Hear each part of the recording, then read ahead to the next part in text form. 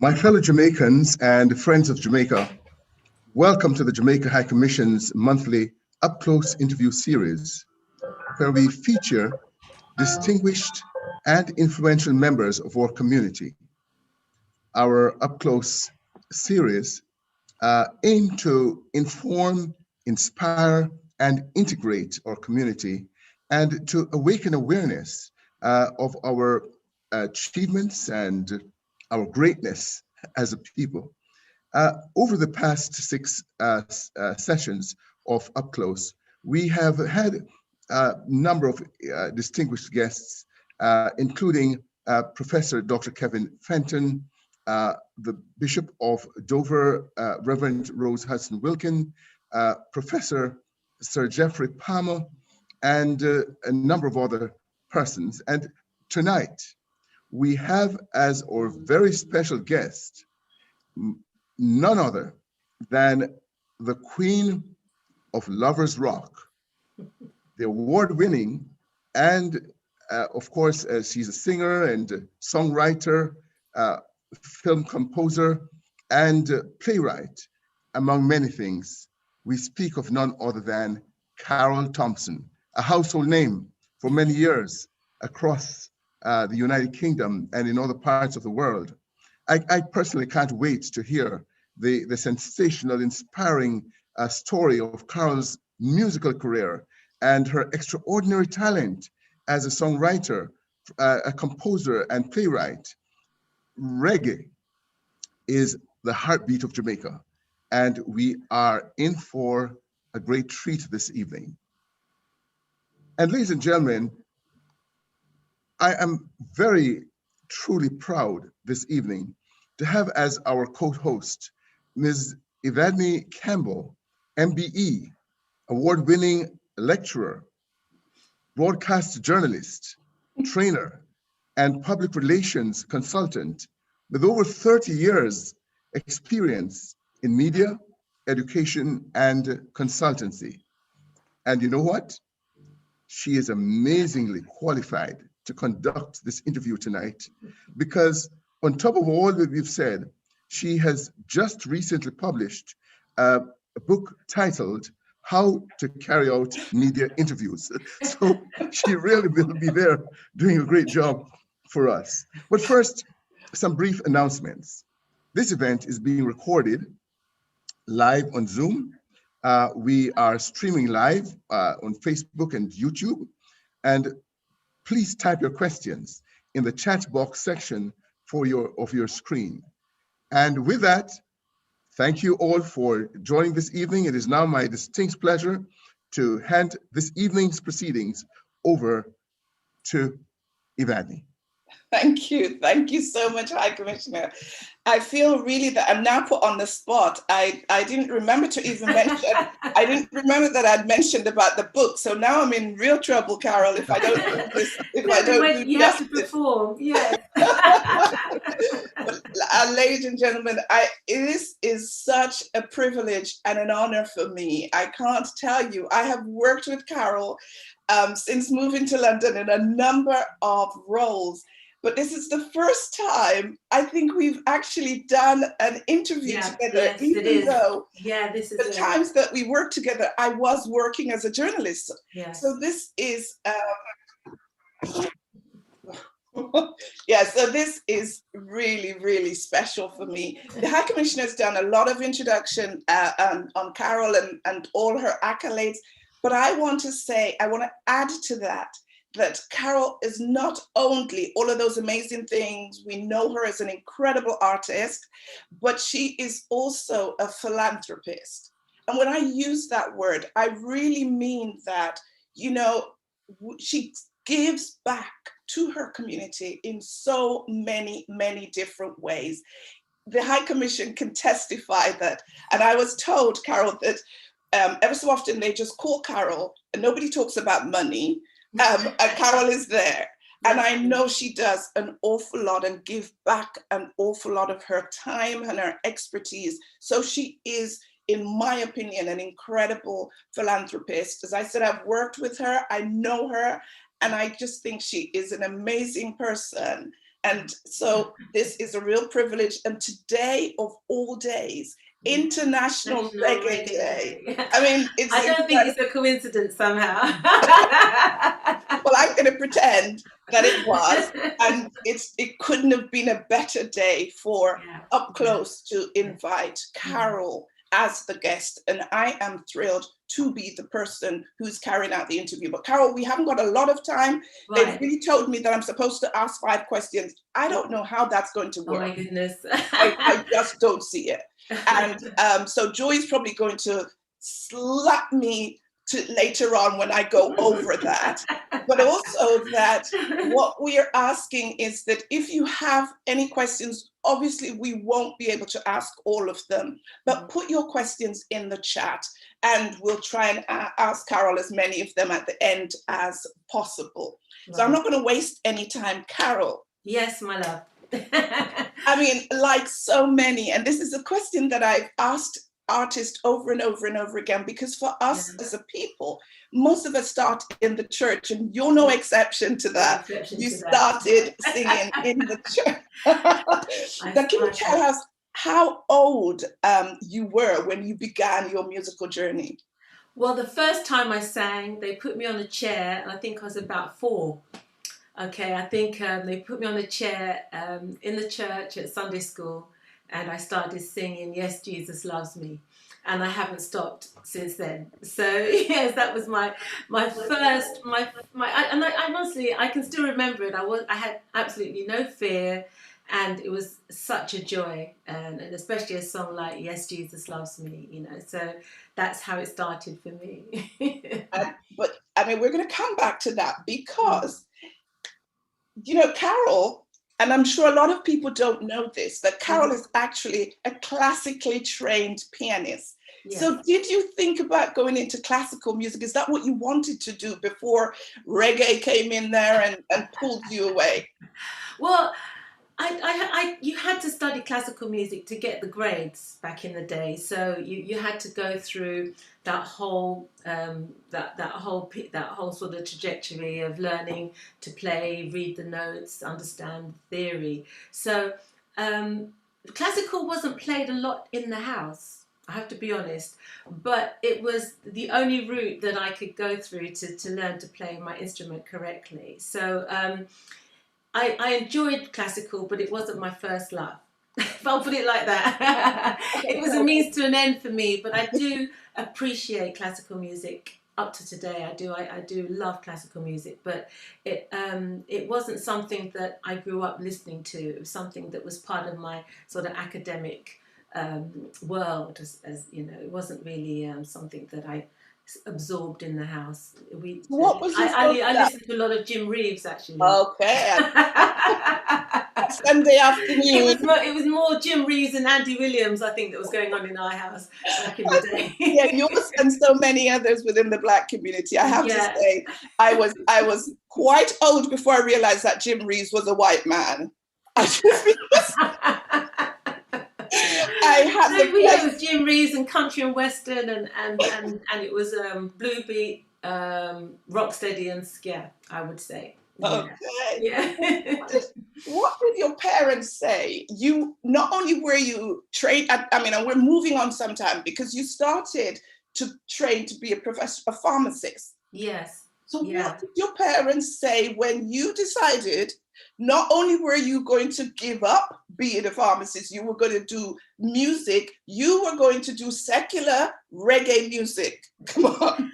Listen, there was a lot of sparks in my house, put it that way. It was not an easy road, and it took a lot of convincing, and it took a lot of conviction for me as well. And I think it's what really drove me to really put everything into my music, because they were watching me. You know what I'm saying? When your parents are watching you, they're watching. And I was like, oh my goodness, I'm going to really have to just prove to them that I am not just dropping out to go and spree and have fun and just waste my time. I have to make this work. I have to make it work. So I think that, they were so hard on the academics in my house, so, turning my back on that and saying that I feel compelled to follow the music. And you have to remember, back in the day, they didn't have all these courses that they have now, sound engineering, singing courses, how to get on in the music industry. There were none of those courses, nothing like that. So it was almost like the wild, wild west. It was a blank, and also a blank canvas. I had to work out and negotiate and navigate my way around an industry that I had no idea how to get into. I had nobody in my family that could guide me, protect me, encourage me, or give me any sort of connections. So it was scary. But Evadne, I just felt compelled, and I just felt instinctively that this was my road, even though it wasn't clear and I couldn't articulate it to my grandfather at all. Right, but it was he just and then eventually he sort of said, you know what, academia will always be there, but opportunity is a different thing. That's incredible. And he sat me down, when everybody else was like freaking out around me. He sat down and he said, I've always known you're an intelligent girl, and I know that you're not impulsive. So he gave me those words. He said, academia will always be there, but opportunity doesn't always knock twice. I think that's incredible, because coming from a Jamaican heritage, as far as Jamaican family are concerned, it's about academia. It's not about going to do things you enjoy doing, like singing, and certainly not singing reggae music. So that it was. I had to be, as I say, have the courage of my convictions, and I had to have total self-belief that I was going. This is what I really wanted to do, and I can make a career of it. And I had every intention. I was never swayed. Once I walked out of that college, that was it. I just said, well, I'm not messing about. Well, the incredible thing is, in terms of your journey, is the amazing artists that you have collaborated with, that you have worked as a backing singer with. I mean, I was shocked. Michael Jackson, Stevie Wonder, Natalie Cole, Pet Shop Boys. I mean, George Michael, we all know that you, and I think people who are big fans of yours will know of your work with George Michael. Sting, Billy Ocean, I could go on and on and on. That's just incredible. So tell me, you were a backing singer with these people. What did that do for you in terms of your career and where you wanted to go as an artist, solo artist? Well, I think the funny thing, Evadne, is the two things are completely polarized. So when you're working for somebody, you are working for somebody. Unless they actually like what you have or appreciate what you have done as a solo artist, they're actually just thinking about themselves.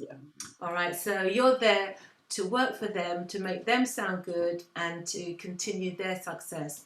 So I kind of enjoyed the background thing. I was fortunate that people like Boy George and people like the Pet Shop Boys were actually fans of mine, because Boy George was a reggae fan anyway. So, and Billy Ocean was a fan because he actually called me to come and work with him. So these are people like Boy George. He'd give me a spot on his shows, and Pet Shop Boys, I did a couple of recordings for them, and they loved one of my songs, and they gave it to Petula Clark and some other people. So, in terms of those three artists, they were always wanting to bring me in and do something with me because they were fans. But the others, I was just there to do a job, do it well, and don't make any trouble. Right? So, when you're working with people like Stevie Wonder and people like Michael Jackson, you have to be on your A game, right? And you have to come in and you've got to hit that target and hit it properly. And I enjoyed that kind of pressure because I'm quite competitive. So I did enjoy that pressure. I worked well under pressure. And I just totally enjoyed the opportunity to share my talents with people that I had been fans myself from afar, So it was a wonderful experience. I was so pleased that I was called. Yeah, well, it's good. I mean, the thing is, as you said about your own solo career and being a backing singer and backing for people who are pushing their solo career. You though, Carol, and I'm saying this with, I mean, I'm just gonna do that thing where you're as a fan now. I mean, I didn't even realize that we were in the same age bracket, because when I growing up in Gloucester, you were just, you know, Carroll Thompson and all of those names. So I remember when I came to London and when I first started working with you and Dotton in central London, when we did those, we were doing Lovers Rock Lounge, and I was telling people in Gloucester that I was doing this thing with Carroll Thompson, and they're all like, Carroll Thompson, nobody, no, you know. So for us, as much as you may have been a major fan for some of those names that we mentioned, or all of those names you mentioned, you had your fan base out there. Yet, for me, I still think it is a sad indictment on this country that people like you and Janet Kay and all that aren't elevated to the position that you ought to be. Why do you think that you're not more of a household name? And I don't mean in reggae fans, but across this country in particular. Well, the funny thing is, Evadne, that we have such a wide fan base in terms of, I mean, culturally, you know, black, white, Asian, Greek, blah, blah, blah. But what it is that because of Lovers Rock, what that we did was an independent concern. It wasn't as though they had decided they wanted to create Lovers Rock artists like they would create the Spice Girls or something. So they didn't have any real control on us as individuals or as artists or as the labels that were putting it out. So we were an independent concern. And when you are independent of the establishment, they don't recognise you.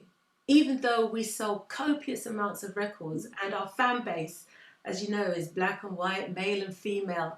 And but because we were not, I wasn't signed as a major artist through one of the major record companies, and because you go through chart return shops and they're all connected, I was sort of hovering around it, kind of thing. So that's the only reason, you know. I think had I been signed by, I don't know, Sony or Epic or Universal at the time or something, then I would have been in their consciousness, and also I would have been part of their business, but I was never part of their business because all my music was independent. And I'm very happy with that, actually, because now I own it all. Well, there you go. I'm going to ask you, we're talking about your fan base, and I know in Japan you are enormous. So I'm just going to remind people that if you do have a question that you want us to ask at the end, please put it in the chat and we'll do our best to get through as many as we can. So, Carol, I mean, I was shocked. You're a huge, huge artist in Japan and all that. Everybody, you're much bigger there than you probably are now in the UK. Certainly not when I was growing up and you were at the bee's knees. I'm talking about how do it happened again in the 90s in Japan.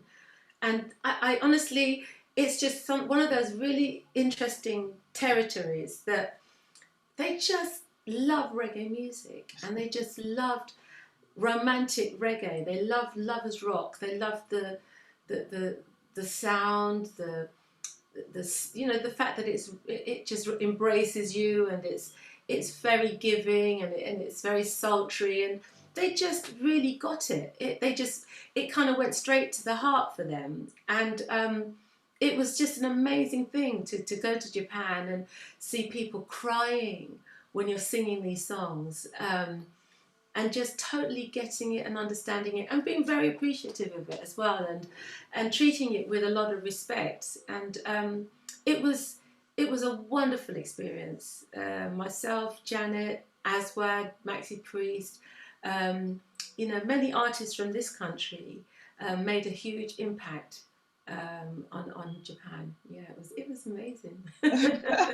You briefly touched on, obviously, in the 90s being that kind of celebrity, but you, in the 80s, British lovers rock was, it really came into its own. Yeah. I mean, I think whatever anyone says about Dennis Brown and all of those artists, British lovers rock is what really started and set the trend. And during that period, you won 2 awards, Right. you know, Best Female Performer, Best Song.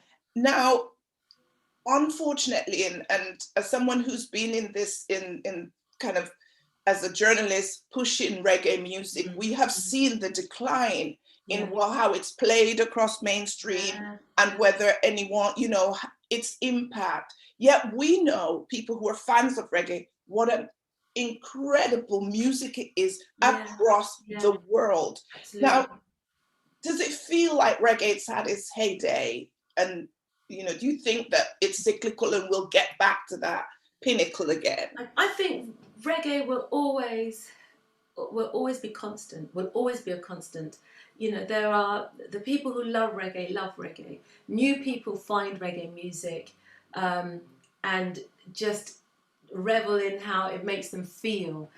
The problem we face is radio stations not playing it, not the fact that people don't enjoy it, because we know we can go to the O2 and sell it out night after night with people who love reggae music. So it's not that people have stopped loving reggae music, it's the radio stations, you know, no longer incorporate it en masse. I mean, they might play the occasional Bob Marley, they might play the occasional Johnny Nash maybe, and you know, the UB40s and the rest of them, but they won't, there's such a wealth of reggae music. It's just, it just, I find it quite exhausting talking about it sometimes, because you've got that whole period of Trojan where reggae music in this country was everywhere, and that those people are still there, and their children still remember it, and they still love it. But for some reason, you know, you don't hear Desmond Dekker, you don't hear Ken Booth, you don't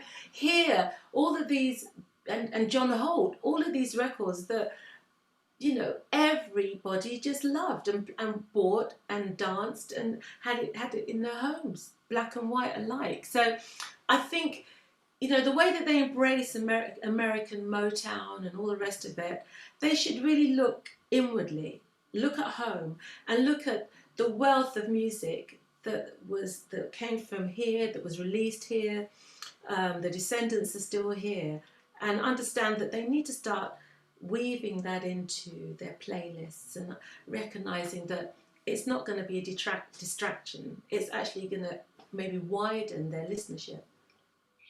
How do you, we talked about the 80s, 90s, we're going on now, 2021. Yeah. How do you keep reinventing yourself? You've got a new album coming, or it's here. How do you do it? I watched a video, a cousin sent me a video, which I think you probably recorded. I hope it was in Jamaica, because it just looks like it.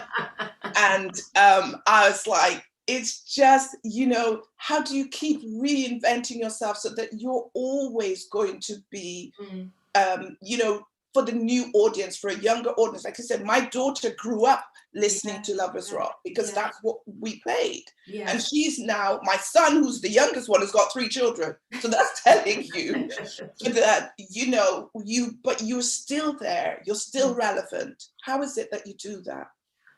Well, Evadne, I love creating. All right, you know, some people, they love to cook. Some people, they like to color hair and can't stop coloring hair. Some people like to plait, never stop plaiting. You know, I like to create, you know, and it's something that it's not work for me. You know, I'll wake up and I'll have a song in my head. I'll be driving, there's a song in my head. I might be cooking, there's a song in my head. So I enjoy the process of creativity, whether it's writing songs, writing words, writing poetry, writing plays, whatever it is. Things inspire me, and then I write. And it's something I was born with. I wrote my first song when I was about 7. So it's something that I've always done, and something that if I didn't do it, then I'd feel there's something wrong, you know.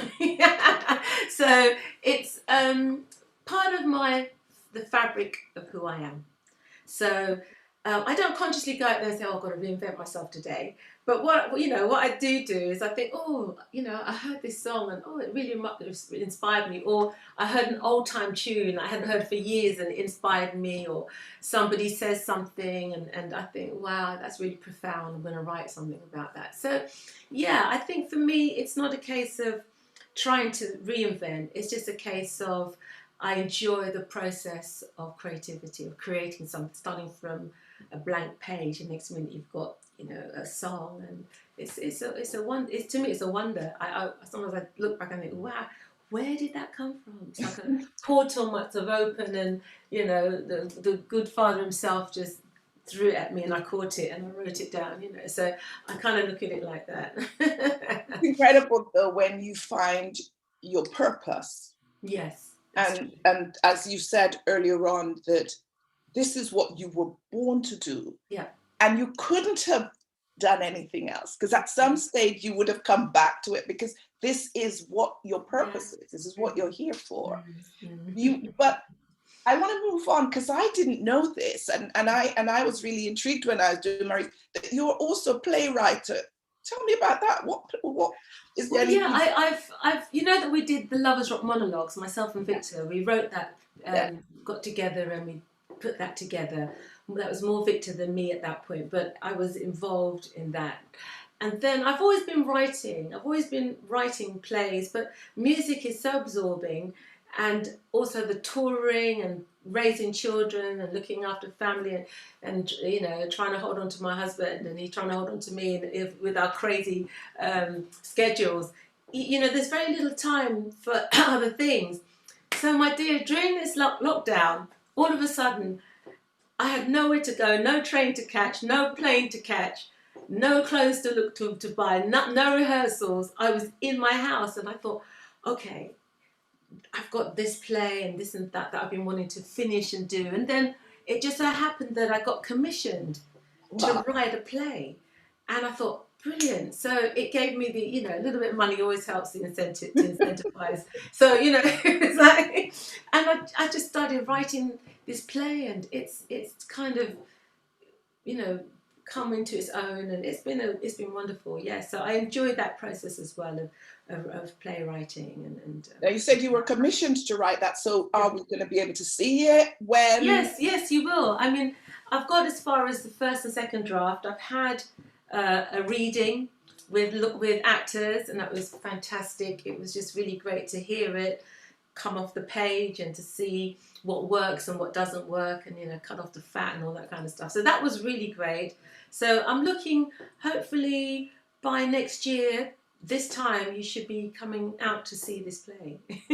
Wow. Well, I'm looking forward to it. Yeah. And I know I just said, and this is probably going to sound like a really odd question, bearing in mind I said you found your purpose and you're living your purpose. But if you weren't a singer, what do you think you would have pursued being a pharmacist? I don't think so. I was just very good at the sciences. Okay, it's just sometimes because the sciences it's either wrong or it's right, So, so for me it was I'm quite logical. So I was good at the sciences. It didn't come difficult for me. Chemistry, maths, and physics and biology didn't come hard for me. So it was something that I kind of fell into because my teachers said, well, you seem to be doing well at this. So I kind of just went down that road. But the older I am, I realise that I wouldn't have been happy. I wouldn't have been happy at all. I think had I had my time again, and if I wasn't a musician, I would have probably been a therapist. That's No, seriously, I would probably have gone into helping people to understand themselves and to see, either I become a therapist or I'd become a minister. It'd be one of the two, because my grandmother was a minister, right? And so I think the whole aspect of spirituality and the word and the wisdoms and trying to live a good life and trying to find the best in yourself, those type of things appeal to me.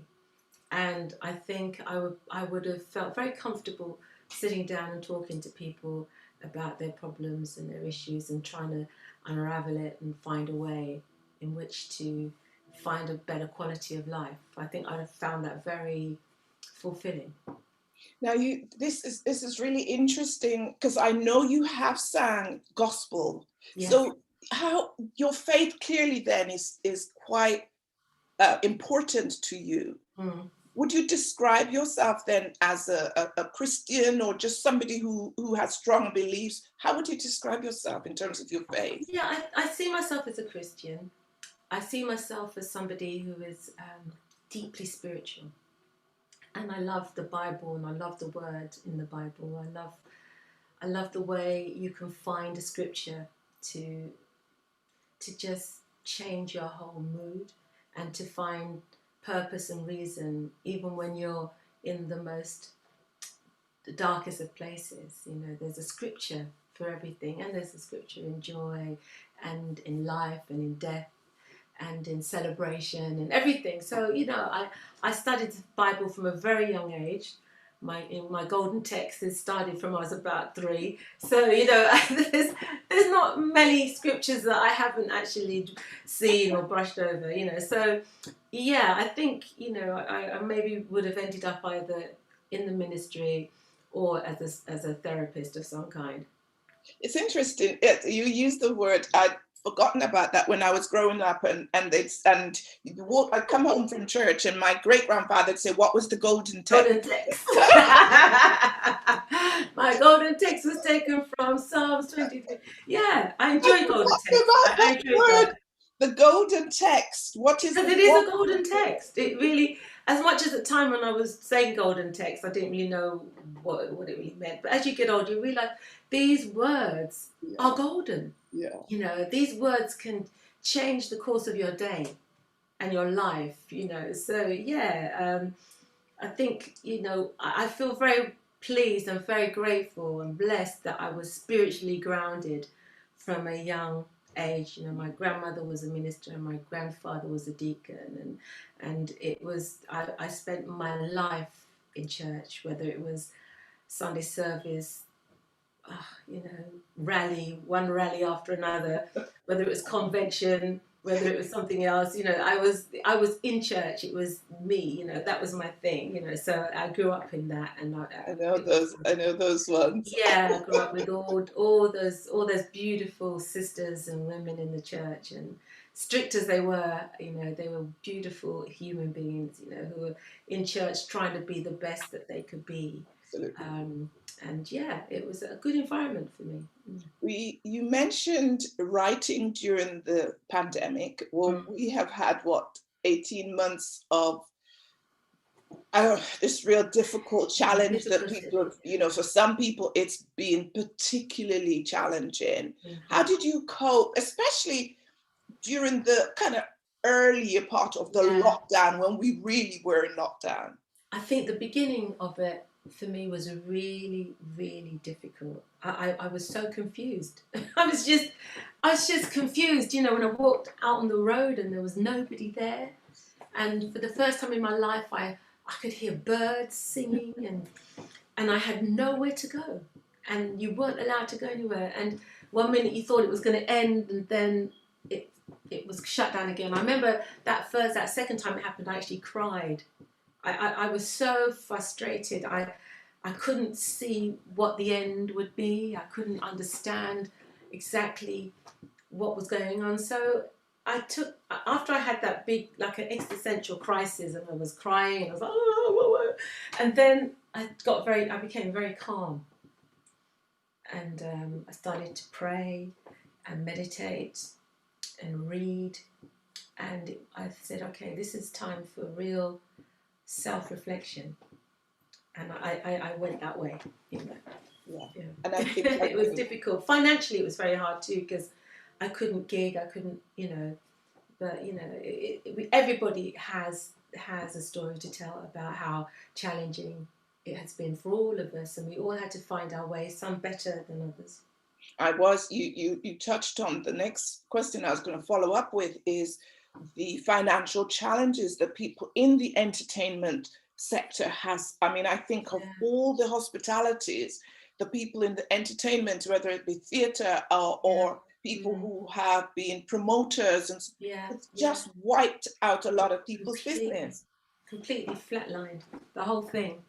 It's very hard for, you know, engineers, theatre set designers, costume designers, musicians, all of us, you know, theatre owners having to still pay their mortgages or whatever. It's very difficult. You know, you kind of lose your income stream, and we've just had to find other things to do, or just really batten down the hatches and live very frugally while we ride this storm and see what happens. Well, the questions are pouring in, and I know there's going to be some specific Q&A at the end, but I'm going to fit some of these so that we can get as many in. Susan says, in the 80s, Lovers Rock felt like giving us a voice. And Susan, I totally agree with you. She said, why do you think this was so important? Oh, wow. It was so important for us because we had the Americans, we had the Supremes, and we had the 3 Degrees, and we had all these beautiful American artists, and you had Motown, and you had Earth, Wind and Fire, and you had blah, blah, blah, and they were fantastic. You had the Philly sound, but, you know, we were the first here, you know, born in this country, and we needed our own identity. And I have to say, when I heard Louisa Marks sing 6th Street and Caught You in a Lie, oh, yes, I said, that's it. I just instantly knew that she was just like me. I understood the voice, I understood everything, the sound, and I think that voice was really important for us. Yeah. Children of that Windrush generation. Absolutely. Feeling that we had something that we could call our own. Lovers Rock, and then you had Brit Funk, and you had all these different things that were coming from this country, which was our expression and interpretation of all the things that we were, how can I put it? It was almost as though we were breathing in all of these different influences, and out of that came Lovers Rock, you know, a bit of soul, a bit of reggae, a bit of pop, you know, and it was ours. Still is ours. It was part of that. So we were, as you said, we were kind of the first generation from the Windrush generation, so the first generation, and this was our sound. It was our coming of age as well, because we were teenagers, you know, 14, 15, or 15, 16, 17, this it, doesn't it? Absolutely. And we were like, it was our time, it was our coming of age, and this was the musical backdrop to our coming of age, and, you know, hold a dance, find a boyfriend, you know, it was amazing, you know, it was incredible. Yes, a lot of people found boyfriends there during that period because of Lovers Rock. I plead the Fifth Amendment, not my fault. All right, so yeah, it's absolutely, it was the musical backdrop to our coming of age, and how beautiful it was. It was wonderful. It was really good. Now, this is going to be really controversial, and I know you're going to be very diplomatic, as you usually are, but you just touched on Lovers Rock being our coming of age and all that. How did you feel when you saw the Steve McQueen's version of our I've said my piece on that, and I've told them myself personally. I thought it was a great piece of work, but they should have called it something else, right? They should just call it The Night at the Blues, according to Steve McQueen, or something, you know, My Night at the Blues or something, but it was not Lovers Rock. I know he was trying to get the essence of Lovers Rock, but for us who were there, it wasn't really a true representation. And I did say to them, I spoke to the producers, I spoke to the writer as well. I spoke to him 2 weeks ago, actually. I was interviewing him. And I said that, you know, it was, Steve McQueen is a great filmmaker. Yeah, I don't take that away from him. He's talented and he's one of us, and I'm very proud of his works. I just felt that I wasn't looking for a documentary, but I just felt that it wasn't representative, and they should have just called it something else. And everybody would have said, oh, that's an interesting piece. But I think the minute you call it Lovers Rock, you're stepping on some serious ground. And, you know, it was. Yeah, I think it is always a challenge to do anything that we as a people feel passionate about. And if it's not done in the way, and it'll be very difficult to do it that everybody's happy, because you're never going to please their own I did say to them, I said, listen guys, you're never ever going to please everybody. I don't expect you to tick every single box. But, you know, I think it was very, it was creative, and it had many interesting moments in it, and the cinematography was beautiful. I mean, some of the colours and all of that stuff was just amazing as a filmmaker. But I just felt the content for me, the story and where it was going and all those kind of things, it just didn't, it just wasn't quite there yet. Should have called it something else. Someone's written here, Aisha's asked, have you considered creating a Lovers Rock musical? Well, we've got the Lovers Rock monologues, which is kind of depicts different periods of our lives through our own songs, myself, Janet Kay and Victor Romero Evans. So we have the Lovers Rock monologues, which we will roll out again. But yes, we will definitely write a musical. Myself and Victor and Janet will write a Lovers Rock musical. Trust me, it will happen. I'm telling you guys, or a film or something. But we will do, you know, we will do our own version of events. Exactly, and we have to support it. I don't care whether it's a film, it's a play, it's a whatever. Please do. Please. We're gonna have to go out there and support it. I just think that we cannot complain about others not telling our story the way it ought to be done. Yeah. If when we try to tell it, we don't support it. So we've got to get out there. So Carol, I'm looking forward to that when you do go write that musical, and I want to be sitting there and the front row on my own if necessary. But I'll definitely be supporting. Vanessa has asked, what can your fans do to support you more? Oh wow, that's a fantastic question. I think come out to the shows when you're allowed to. But in the meantime, you know, go on to iTunes and Apple and Amazon and buy our music, because majority of us are now independent labels. I'm an independent label. I put my own stuff out. I mean, this year I have just licensed my Hopelessly in Love album and my Carroll Thompson album, because it's 40 years this year. Wow. And so I've licensed it to Trojan Records and BMG. So that will be coming out in October, brand new, remastered Hopelessly in Love. And so please support it. And I will do a Hopelessly in Love tour in October, because I've never ever sang every song off of that album. So this particular tour is like a Hopelessly in Love tour. And I will be singing every song from the album. And so please come along and support me. Come to the shows. I'll be going up and down the country, and the songs will be out on iTunes and Apple. So just please buy it again and support us, because yeah, it's been a there you go. Now, terrible year, I would say. So, you know, I think you're like me. I do. This is one thing that the lockdown has done for me. I go out and walk every day. Me too. So I put on my headphone and I put on YouTube. I'm glad it's a good job I've got unlimited data. That's what I do. Yeah. And then stream all these songs and support the artists. Yeah, just support all of us, you know, especially the UK artists, you know, while you're here. I mean, everybody, all musicians. But, you know, as I said, most of us are not signed to major labels. So, you know, if you see an artist that you like and you see them putting out a record, you know, they've done it themselves with their own money. So, yeah, just that is the way you can support. So thank you. Thank you for that question. It's very important. Excellent.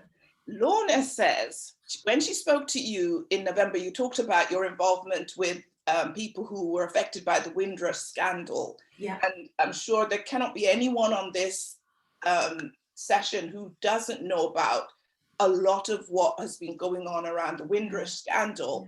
Yeah. Now, what Lorna said is, what motivates you to get involved and how's that going? What is it that drives you? I talked about you and you looking back, but this is for the Windrush, because that could have been my grandmother, it could have been my mother, and I was so incensed by the whole thing. I was thinking, how dare you turf people out of this country like they've just come yesterday, and in such a disgraceful and shameful way and disrespectful way as well. And so I became a Windrush ambassador for a short period of time for the first phase, and to see what I could do, how I could help, create awareness. But to be quite honest, I just don't believe the Home Office is serious, right? So I didn't take up the role the second time round. I said, no, I'm not interested. I said, there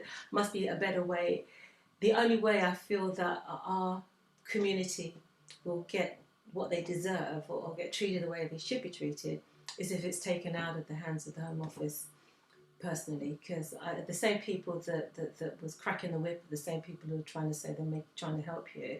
So I have no qualms about it. I'm quite outspoken that I was inside these meetings, I listened to the whole thing, and I just think that they're not serious. They're not serious. I say nothing. Hmm? I will say nothing because they need to look after our people. Yes. They really need to. If you're going to give compensation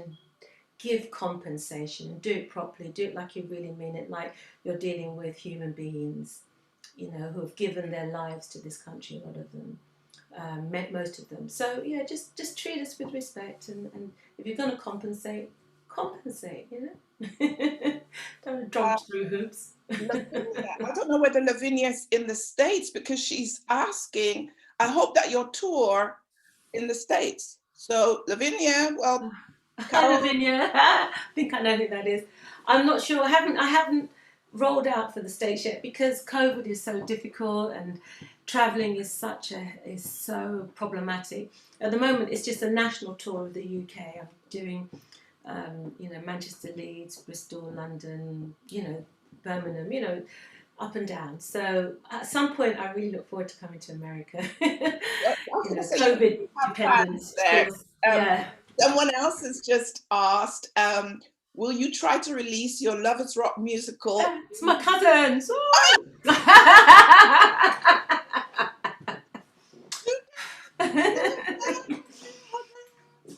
So when you write that Lovers Rock musical, you're going to have to get it into the States as well. Yeah, you can.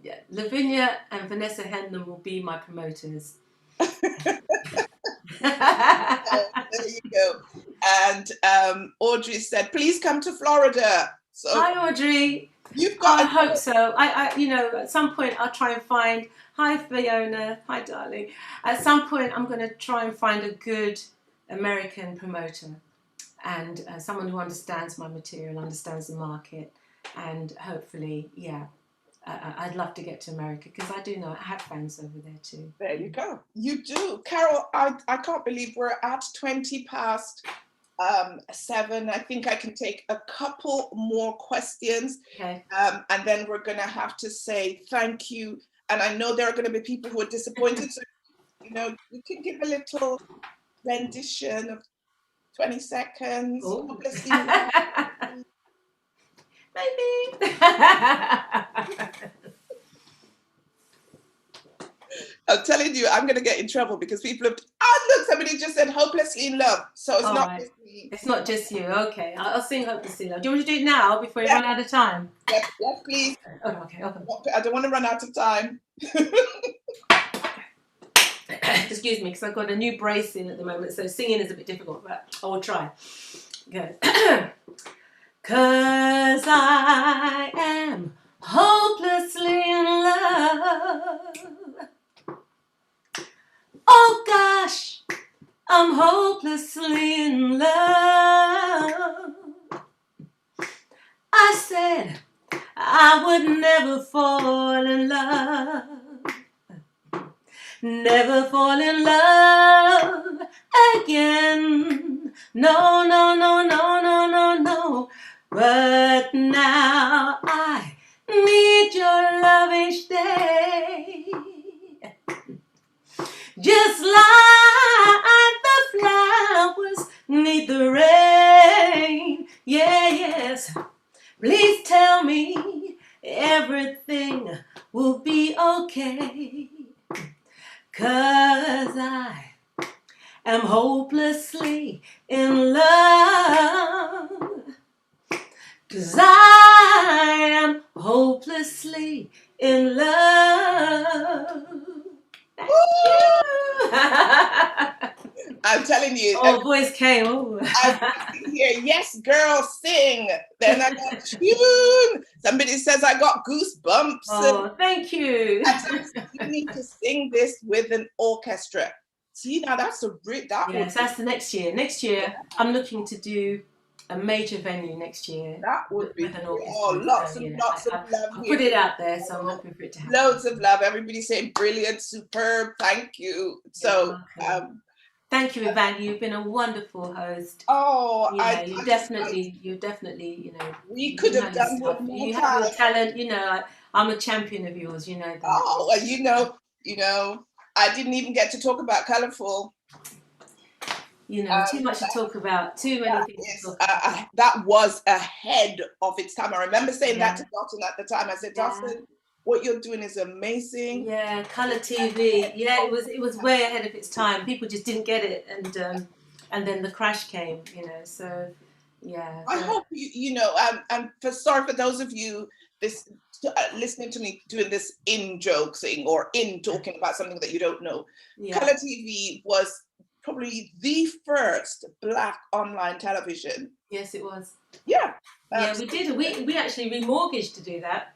Yeah. Our own money, remortgaged. It took us a long time to get back from that. But I think it was absolutely worth it. We didn't regret a moment of it.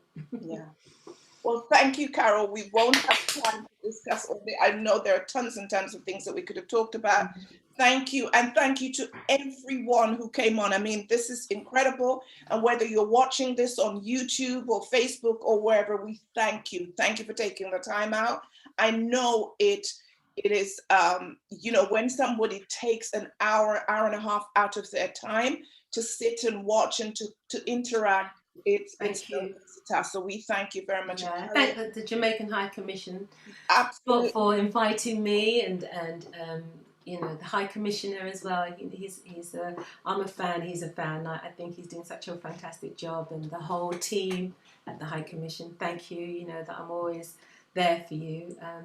As long as I'm not busy, I'll always try and make it my duty to come along. And thank you, Yvonne. Thank you, and thank you all the people who tuned in today. Thank you for your support, and hope to see you at one of my shows. Just go to my website. It's carolthompson.co.uk, and but you'll see it. We will be advertising. So hopefully one of the shows will be in your area. And Evadne, thank you, darling. Oh, it's my pleasure. And before we go, I'm going to introduce this evening's performance, and it's called "I Can Feel the Magic." Thank you, everyone, and you know, enjoy the entertainment.